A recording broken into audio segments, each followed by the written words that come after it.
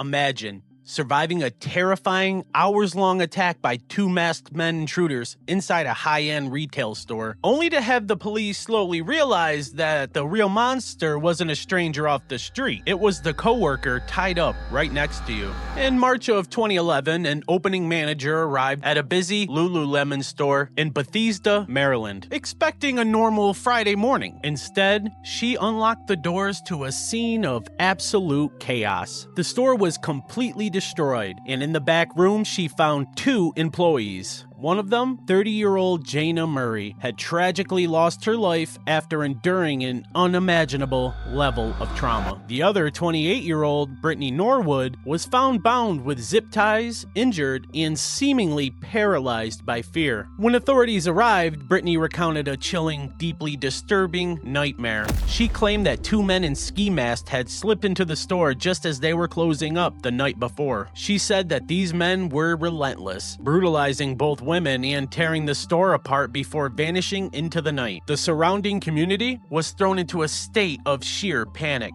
A massive manhunt was launched to find these two phantom assailants before they could strike again. But as detectives processed the scene, the terrifying illusion began to crack. Investigators noticed something incredibly strange about the evidence. The large footprints left behind by the attackers perfectly matched a pair of men's size 14 display shoes that were kept in the back of the store. Furthermore, the weapons used in the attack weren't brought in from the outside, they were all standard tools found right there in the shop. Then came the most unsettling discovery of all. Medical examiners determined that Brittany's injuries were entirely superficial. In fact, the angles of the cuts were indicated that they were self-inflicted, and the terrifying reality came to light. There were no masked men. Earlier that evening, the two co-workers had a minor confrontation after Jana discovered Brittany had been secretly stashing unpaid merchandise in her bag. Instead of facing the consequences, Brittany unleashed a wave of unhinged aggression, overpowering Jana and ensuring that she would never leave that back room. What makes this case so deeply terrifying is what happens next. After the unthinkable act, Brittany